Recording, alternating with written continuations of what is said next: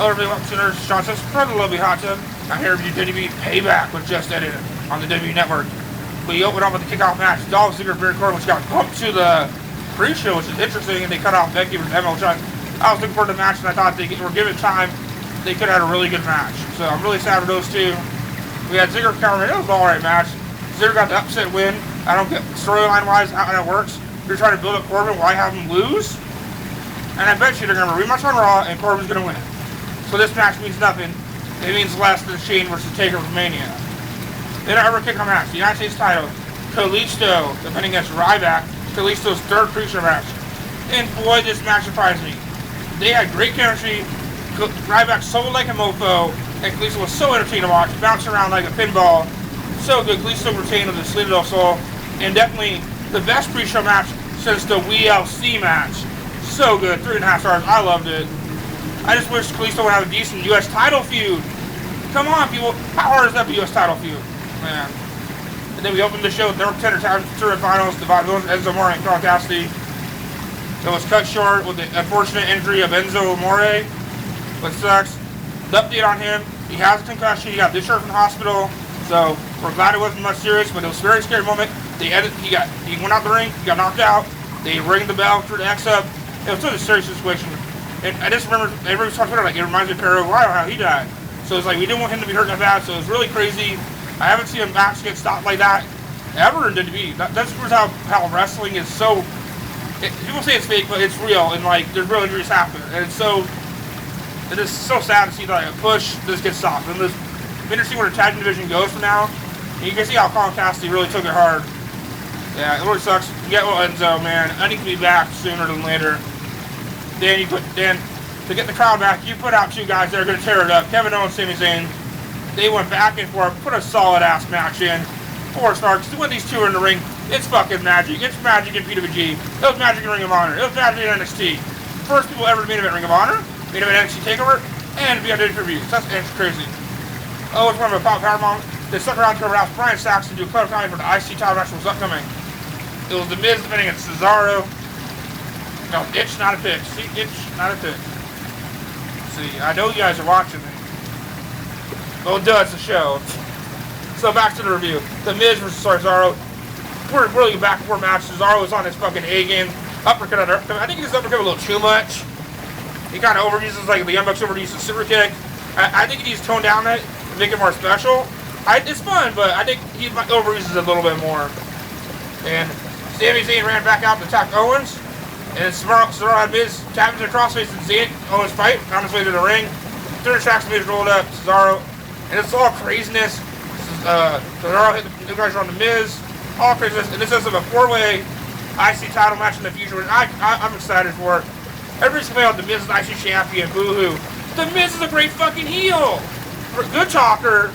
And he's the good. It's good to have him on the belt. And it's not chasing it. It's entertaining. I like it. So Cesaro, Zayn, Owens, all chasing the Miz. I think that's very entertaining feud. I'm very interested to see what happens on Raw for that. Then we had Dean Ambrose versus Jericho. Great, slow, methodical, back and forth match. Really enjoyed it. Some people were snotting off this match on Twitter, but I really enjoyed it. 3.5 stars. I really enjoyed the good stuff here. Definitely made up for the Mania match Ambrose was in.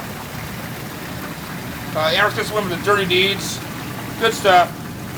We'll see what Jericho comes back on Raw, or is his tour over? We'll see what happens. Did they have a rematch or not? Good stuff. Then we had the women's title match. Charlotte versus Natalia. Great backroom match. These two were giving it all they got. It's great that now the women's matches on the pay-per-views are not piss break matches. They're actually matches you want to watch. Whoever started watching the stop match unexpectedly with Sharpshooter when Charlotte Natalia and the Sharpshooter during the Montreal school job. Come on, people, really?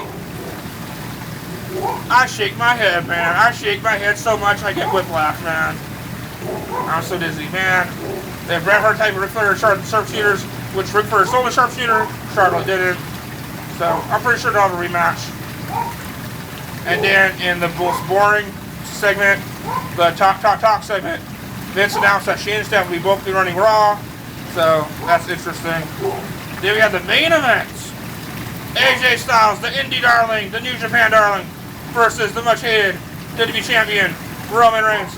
They went balls to the fucking wall. Back and forth, back and forth. I was literally standing on my feet in my living room watching the match.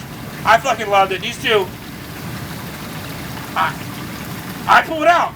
You're gonna hate me, IWC, I fiver. I fucking love it. The interference and like the unpredictability.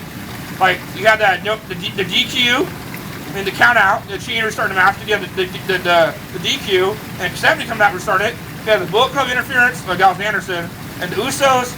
Oh, there's so much unpredictability. Oh, that's awesome. In the end, Reigns just to win. You could cry, you can whine, you can cancel your network subscription, you can burn all your WWE shirts, but he's the champ. Deal with it. He's getting better. I don't like the guy. I don't think he's the champ, but do I bitch and moan? No. So he's the champ. We're going to have a replay. And we showed Stephanie and Shane talking about we should have a rematch Extreme Rules. So it's going to be Styles and Roman Reigns at Extreme Rules for the title. I'm all for that. No Balor. Kind of disappointed in that, but I see why not. They're keeping him in NXT. If they show again, that's going to be good. So overall, I give it a thumbs up. One of the best reviews of the year. Definitely way better than Mania. Not a bad match on the card. So good. So match of the night, Reigns and Styles. I fucking loved it. Both went all out. Best performance Reigns had ever. And Styles brought the most in Reigns. Really good. So, isn't that what you wanted a WrestleMania to be? Entertained? To be the unpredictability. That's why I like to be in a WrestleMania. And if you didn't like the main event, you're not really a true wrestling fan, man. Here's a yeah. So, as always, make sure to buy t-shirtbooks.com. Support us, Sean Sense. And have a great day, and peace.